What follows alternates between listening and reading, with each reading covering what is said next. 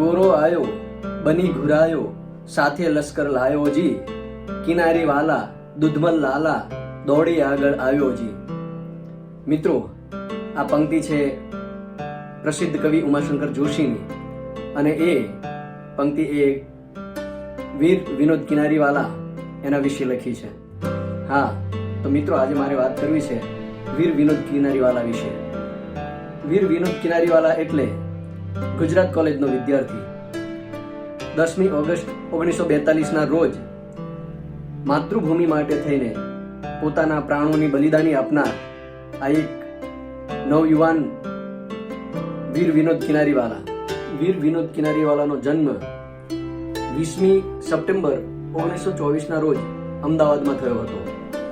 તેના પિતાનું નામ જમનાદાસ અને માતાનું નામ હીરાલક્ષ્મી હતું. નાના ભાઈનું નામ ભરત અને મોટી બહેનનું નામ વનલીલા હતું. વિનોદનું પ્રાથમિક શિક્ષણ 1936 થી અમદાવાદની સેન્ટ ઝેવિયર્સ હાઈસ્કૂલમાં અને ત્યાર પછી ઇન્ટર સાયન્સ કોલેજ માટે એ ગુજરાત કોલેજમાં એડમિશન મેળવે છે. વિનોદ ભણવામાં ખૂબ હોનહાર અને હોશિયાર વિદ્યાર્થી હતો. પ્રકૃતિ પ્રેમીની સાથે પ્રવાસ પ્રેમી પણ હતો. સંગીત અને સાહિત્યમાં રસ હતો. વાંચવાનો ખૂબ શોખ હતો. દયાળુ હતો. એના કરતા વિશેષ દેશદાઝવાળો હતો.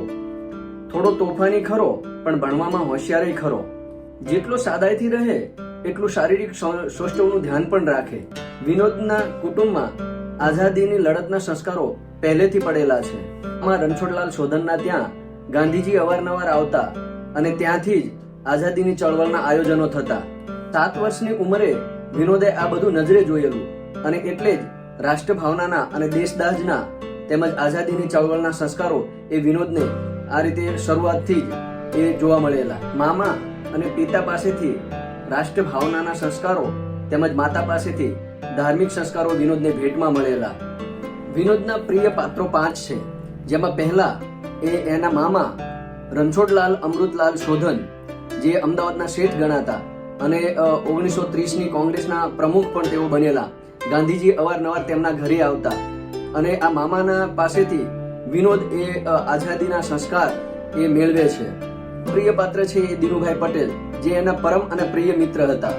ત્રીજું પ્રિય પાત્ર છે એ રવિશંકર મહારાજ, જે આપણે મુખ સેવક અથવા તો માણસાઈના દીવા પ્રગટાવનાર મહારાજ તરીકે ઓળખીએ છીએ. એમના પાસેથી વિનોદે ઘણું બધું પ્રેરણા લીધી છે. પછી એનું પ્રિય પાત્ર છે એ ચંદ્રશેખર આઝાદ છે, કે જેની પાસેથી એ વિનોદ ઘણું બધું શીખે છે. એ એના આદર્શ છે. એનું ખાસ કરીને મુખ્ય પ્રિય પાત્ર છે. અમદાવાદમાં 1941નું વર્ષ કોમી હુલ્લડોનું રહેલું. માણસને મારી નાખવાની, કાપી નાખવાની કોઈ નવાઈ જ નહીં. શેરીએ શેરીએ, મોહલ્લે મોહલ્લે મરેલા માણસોના શબદ મળે. એ સમયે ખાડિયામાં ખાપણ લઈને શબને બાળવા જવાની હિંમત કરનાર એકમાત્ર રવિશંકર મહારાજ હતા. બબલભાઈ મહેતાએ રવિશંકર મહારાજ વિશે કહ્યું છે કે રવિશંકર મહારાજ એક અઠવાડિયામાં 83 જેટલા મુર્દા બાળે છે. આ રવિશંકર મહારાજ પણ વિનોદ કિનારીવાલાના આદર્શ હતા.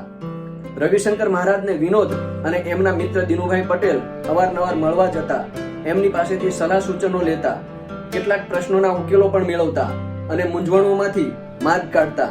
આમ રવિશંકર મહારાજનો વિનોદ કિનારીવાલા ઉપર ખૂબ મોટો પ્રભાવ હતો. 5મું પ્રિય પાત્ર ગાંધી બાપુ છે, કે એ સમયે આઝાદીની ચળવળના બીજ એ ગાંધી બાપુએ રોપેલા અને કરેંગે યા મરેંગે એવા નારા સાથે એમણે આ આઝાદીની ચળવળ એ ચલાવેલી અને એમાં આ વિનોદ પણ જોડાય છે. મા ભૂમ માટે અને રાષ્ટ્રધ્વજ માટે થઈને પોતાના પ્રાણોની આહુતિ આપનાર આ નવયુવાન તરવરિયા યુવાનની વાત કરતા પહેલા મારે એની કેટલીક પૃષ્ઠભૂમિ વિશે વાત કરવી છે.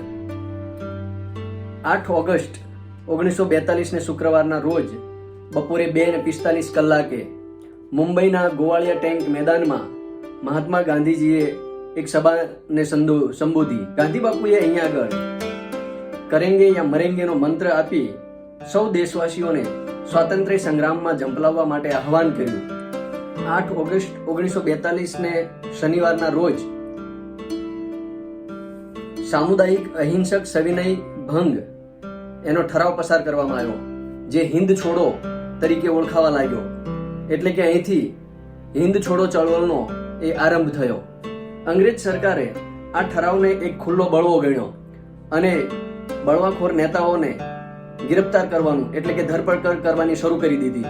અમદાવાદમાં પણ રાતના 4 વાગે ઊંઘમાંથી ઉઠાડી દાદા સાહેબ માવલંકર, ભોગીલાલ લાલા, લીલાવતી દેસાઈ, જીવનલાલ દેસાઈ, અર્જુન લાલા, નીરુ દેસાઈ, રામપ્રસાદ મહેતા વગેરેની ધરપકડ કરી એમને જેલ ભેગા કરવામાં આવે છે. મહાત્મા ગાંધી અને જવાહરલાલ નહેરુની પણ ધરપકડ કરવામાં આવે છે.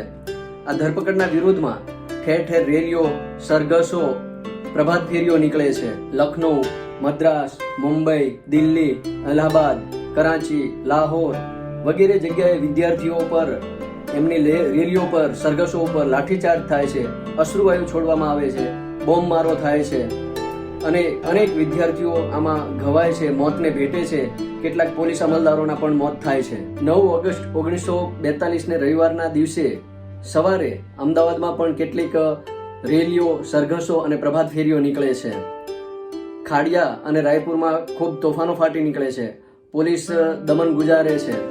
ઘણા લોકો ઘાયલ થાય છે અને આ રીતે 144ની કલમ પણ લગાડવામાં આવે છે અને પ્રભાત ફેરીઓ નીકળે છે.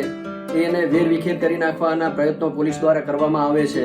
ઘણા બધા તોફાનો ફાટી નીકળે છે અને આ તોફાનોમાં ખાડિયામાં ઉમાકાંત કડિયાનો ભોગ લેવાય છે. 9મી ઓગસ્ટ 1942ના દિવસે આ સરઘસોમાં વિનોદ કિનારીવાલા પણ ભાગ લે છે. તોફાનોમાં એ પણ ઘાયલ થાય છે, એને પણ કેટલુંક વાગે છે.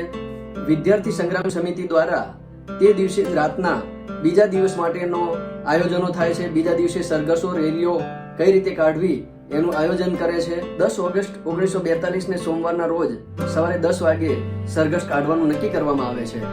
પરંતુ બને છે એવું કે તે દિવસે સવારે નિયત કરતા સંખ્યા કરતા વધારે સંખ્યામાં વિદ્યાર્થીઓ અને લોકો તેમજ કાર્યકર્તાઓ જોડાય છે, જેના કારણે થઈને નિયત સમય કરતા વહેલા એટલે કે સવારમાં 8 વાગે સરઘસ કાઢવાનું શરૂ કરવું પડે છે. એમાં મોટી સંખ્યામાં વિદ્યાર્થીઓ હોય છે, વિદ્યાર્થીઓ ભાગ લે છે અને 4-4ની કતારમાં ગોઠવાઈને એક લાંબી લાઈન રૂપે એટલે કે રેલી રૂપે આ સરઘસ કાઢવામાં આવે છે. સરઘસમાં બહેનો ધ્વજ લઈને આગળ ચાલે છે. શાહીવાદ હો બરબાદ, ઇન્કલાબ જિંદાબાદ જેવા સૂત્રો અને નારાઓ પોકારાય છે અને એ રીતે સરઘસ છે એ આગળ વધે છે. 10મી ઓગસ્ટ 1942ના રોજ સવારમાં 8 વાગ્યે જે સરઘસ કાઢવાનું હતું, આ સરઘસમાં લગભગ 200 બહેનો અને 4 થી 5000 જેટલા વિદ્યાર્થીઓ જોડાયા હતા. લો કોલેજથી શરૂ થયેલું સરઘસ ગુજરાત કોલેજ સુધી પહોંચે છે. એટલે કે એટલી બધી સંખ્યા હતી કે સરઘસનો આગળનો છેડો ગુજરાત કોલેજ હતો અને એનો પાછળનો છેડો છેક લો કોલેજ સુધી હતો. એટલે પાછળવાળાને આગળ શું થાય છે એની કોઈ જાણ જ નહોતી. તો આ પ્રકારે ખૂબ મોટી સંખ્યામાં એ લોકો એ સમયે ઉમટી પડ્યા હતા. સરઘસ ગુજરાત કોલેજ પાસે આવે છે. ગુજરાત કોલેજ અને મિશન ચર્ચ એ બંનેની વચ્ચે એક સાંકડો રસ્તો હોય છે. બંને બાજુ થોરની વાડ છે. પોલીસ, બંદૂકધારી પોલીસ છે ત્યાં આગળ ખડકાઈ જાય છે અને જે સરઘસમાં વિદ્યાર્થીઓ આવી રહ્યા છે એને આવતા અટકાવે છે. ખૂબ ઝપાઝપી થાય છે. વિદ્યાર્થીઓ છે એ પોતે સૂત્રોચ્ચાર કરતા રહે છે, નારા બોલાવે છે. ઇન્કલાબ જિંદાબાદ, શાહીવાદ હો બરબાદ આવા નારાઓ સાથે આગળ વધી રહ્યા છે. પોલીસ છે એ એમને દંડાઓ મારીને લાઠીચાર્જ કરીને એ સરઘસમાં ભંગાણ પાડવાના પ્રયત્નો કરી રહ્યા છે. ખૂબ લાઠીચાર્જ થતા સરઘસમાં ભંગાણ થાય છે. કેટલાક વિદ્યાર્થીઓ અને વિદ્યાર્થિનીઓ ગુજરાત કોલેજના મેદાનમાં પ્રવેશે છે. અહીંયા આગળ પોલીસ અને વિદ્યાર્થીઓ વચ્ચે ઝપાઝપી થાય છે. પોલીસ છે એ વિદ્યાર્થીનીઓ ઉપર દમન ગુજારે છે, લાઠીચાર્જ કરે છે. જે વિદ્યાર્થીઓ રહેલા છે એમને આ ગમતું નથી, કારણ કે કન્યાઓ ઉપર પોલીસ આ રીતે અત્યાચાર કરી રહી છે, લાઠીચાર્જ કરી રહી છે, દમન ગુજારી રહી છે, જે એમને યોગ્ય લાગતું નથી. અને આ સૌ વિદ્યાર્થીઓમાં સૌથી મોખરે ધ્વજ લઈને ચાલતો, ઝંડો પકડીને ચાલતો એ વીર વિનોદ કિનારીવાલા હોય છે. એની આગેવાની હેઠળ બધા વિદ્યાર્થીઓ આવે છે, પોતે સૂત્રોચ્ચાર કરતા જાય છે, નારાઓ બોલાવતા જાય છે અને પોલીસના દંડાનો માર ખાતા જાય છે, લાઠીચાર્જને સહન કરતા જાય છે અને આ રીતે એ આગળ વધતો જાય છે. વિદ્યાર્થીઓની વહારે એ સમયના પ્રિન્સિપાલ આરપી પટવર્ધન, અંગ્રેજીના અધ્યાપક પ્રોફેસર ફિરોઝ દાવર, અંગ્રેજીના બીજા જેવા અધ્યાપક ધ્રુવભાઈ ધ્રુવ, જીવશાસ્ત્રના પ્રોફેસર RN સુતરિયા, અર્ધમાગધીના પ્રોફેસર દવે, રસાયણશાસ્ત્રના પ્રોફેસર NM શાહ, ફ્રેન્ચના પ્રોફેસર બાલસે તેમજ ગુજરાતીના પ્રોફેસર અનંતરાય રાવળ અને ધીરુભાઈ ઠાકર આવે છે. પોલીસને સમજાવવાનો પ્રયત્ન કરે છે, પરંતુ તેમના બધા પ્રયત્નો એ વ્યર્થ જાય છે. પોલીસ સમજતી નથી. એમનો દમન એ ચાલુ રહે છે. દમન એ માત્ર વિદ્યાર્થીઓ પર જ નહીં પણ કોલેજના પ્રોફેસરો ઉપર પણ એ દમન ચાલુ રહે છે. લાઠીચાર્જ થાય છે. ઘણા પ્રોફેસર છે કોલેજના એ ઘાયલ થાય છે. ઘણાને વાગે છે, હાથ પગના ભાગે વાગે છે, ગોળીઓ વાગે છે, કેટલાકને માથામાં વાગે છે. ગુજરાતીના પ્રોફેસર ધીરુભાઈ ઠાકરના માથામાં લાઠી વાગે છે, માથામાંથી લોહી પડવા લાગે છે, લોહી દદડવા લાગે છે. ધીરુભાઈ ત્યાં આગળ મૂર્છિત થઈને પડી જાય છે. તો આ રીતે આ સંગ્રામમાં કોલેજના વિદ્યાર્થીઓની સાથે સાથે પ્રોફેસરોએ પણ પોતાનું આ રીતે યોગદાન આપ્યું છે. 10મી ઓગસ્ટ 1942ના રોજ લગભગ બપોરના 12 વાગ્યાની આસપાસ ગુજરાત કોલેજના મેદાનમાં હાથમાં તિરંગો ઝંડો લઈને એક સુદૃઢ શરીરવાળો, 5-6 ફૂટ ઊંચાઈવાળો, મુખ પર લાલિમા અને પ્રતિભાવાળો અંગ્રેજ અમલદાર લાબુ સારડિયર સામે જોરથી ઇન્કલાબ જિંદાબાદ, શાહીવાદ હો બરબાદ જેવા સૂત્રો પોકારતો એક યુવાન વિદ્યાર્થી ઊભો હતો. અંગ્રેજ અમલદાર લાબુ સારડિયર આ વિદ્યાર્થીના નારા સાંભળીને એનો ગોરો ચહેરો લાલ ટમેટા જેવો થઈ જાય છે. એનો પિત્તો ઠેકાણે રહેતો નથી. ગુસ્સાથી લાલ ઘૂમ થઈ જાય છે. આ યુવાનને ઝંડો મૂકી દેવા માટે કહે છે, પણ યુવાન ઝંડો મૂકતો નથી. એવામાં ટોળામાંથી એક પથ્થર લાબુ સારડિયરની ટોપી ઉપર આવીને પડે છે. તે ખૂબ ગુસ્સે થઈ જાય છે. યુવાનને ઝંડો મૂકી દેવા માટે કહે છે, પણ એ ઝંડો મૂકતો નથી. વધારે ને વધારે અંગ્રેજ અમલદાર છે ગુસ્સે ભરાય છે. લાબુ સારડિયર રિવોલ્વરનો ઘોડો દબાવે છે. પહેલો હવામાં ફાયર કરે છે. હજુ પણ આ યુવાનને ઝંડો મૂકી દેવા માટે સમજાવે છે, પણ વીર વિનોદ કિનારીવાલા એની સામે ટસનો મસ થતો નથી. વિનોદ ઝંડો મૂકતો નથી. સામી સાથી આગળ વધે છે અને કહે છે, ઓ બાયલાઓ, આ છાતી ખુલ્લી છે, ચલાવો તમારી ગોળી. સારડિયર રિવોલ્વરથી બીજી ગોળી ચલાવે છે અને આ ગોળી સીધી જ આ યુવાન વિનોદ કિનારીવાલાની છાતીમાં વાગે છે અને યુવાનની છાતીમાં રક્તની ધારાઓ ફૂટી નીકળે છે, રક્ત ફુવારાઓ ફૂટી નીકળે છે. ત્યાં જ વિનોદ કિનારીવાલા એ ઢળી પડે છે, મૂર્છિત થાય છે. પોતે ઢળી પડે છે પણ તિરંગાને નીચે પડવા દેતો નથી. ઇન્કલાબ જિંદાબાદ અને શાહીવાદ હો બરબાદ જેવા સૂત્રો નીચે પડ્યા પણ પોકારે છે. સર જાવે તો જાવે પર આઝાદી ઘર આવે એવું કહેતો વીર વિનોદ કિનારીવાલા ત્યાં ઢળી પડી મૂર્છિત થઈ જાય છે. ત્યાંથી વિનોદના દેહને ઉચકીને કલાબેન અને શારદાબેન તેમજ બીજી અન્ય બહેનો ઉચકીને ગુજરાત કોલેજના એક રૂમમાં લઈ જાય છે. ત્યાંથી વીએસ હોસ્પિટલ પહોંચાડવામાં આવે છે, જ્યાં આગળ વિનોદને મૃત જાહેર કરવામાં આવે છે. ત્યાંથી વિનોદના દેહને લઈ જઈને ગાંધી પુલના છેડે શાહપુર ખાતે આવેલા શાંતિપુરાના સ્મશાનમાં લઈ જઈને અગ્નિ સંસ્કાર કરવામાં આવે છે. વિનોદની સાથે બીજા અન્ય વિદ્યાર્થીઓ જેવા કે પશાભાઈ પટેલ, વીરબાળા સત્યા, રમણભાઈ પટેલ, પ્રભુદાસ પટવારી અને રમેશભાઈ દેસાઈને પણ ગોળીઓ વાગે છે. સમરાંગણ બની ચૂકેલી ગુજરાત કોલેજના મેદાનની ભૂમિ 1-2 કલાકમાં તો સ્મશાનવત શાંત થઈ જાય છે. ગુજરાત કોલેજના મેદાનને એ સમયે વિનોદ મેદાન તરીકે ઓળખવામાં આવતું અને 10મી ઓગસ્ટના દિવસને એ સમયે શહીદ દિન તરીકે ઓળખવામાં આવતો હતો. જ્યાં વિનોદનો મૃતદેહ ધરાશયી થયો હતો, જ્યાં એના લોહીથી ધરતી પવિત્ર થઈ હતી, ત્યાં આગળ એ જગ્યાએ એની ખાંભી રોપવામાં આવી છે. આ શહીદ સ્મારકને એટલે કે ખાંભીને આકાર આપવાનું કામ રવિશંકર રાવળ અને ભીખુભાઈ આચાર્યએ કર્યું છે.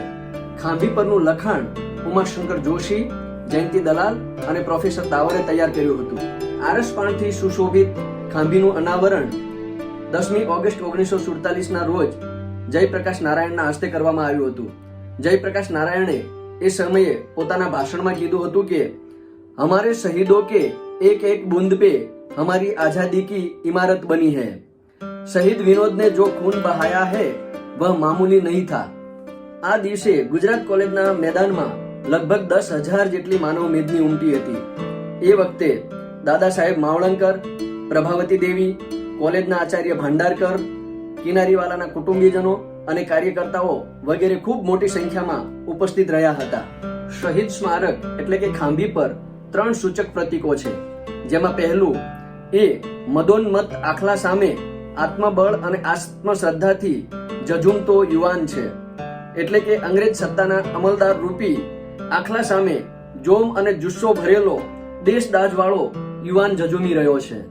બીજા પ્રતીકમાં હાથમાં રાષ્ટ્રધ્વજ પકડેલો છે, એટલે કે એ રાષ્ટ્રપ્રેમનું પ્રતીક છે, રાષ્ટ્ર જાગૃતિનું, આઝાદીની ચળવળનું પ્રતીક છે. ત્રીજું પ્રતીક એ ધ્રુવ તારકનું છે, જે બારીકાઈથી જોવાથી આપણને જોવા મળે એમ છે. આ ધ્રુવ તારક એ શહીદ વીર કિનારીવાલા અમર અને ઉજ્જવળ રહે એનું સૂચન કરે છે.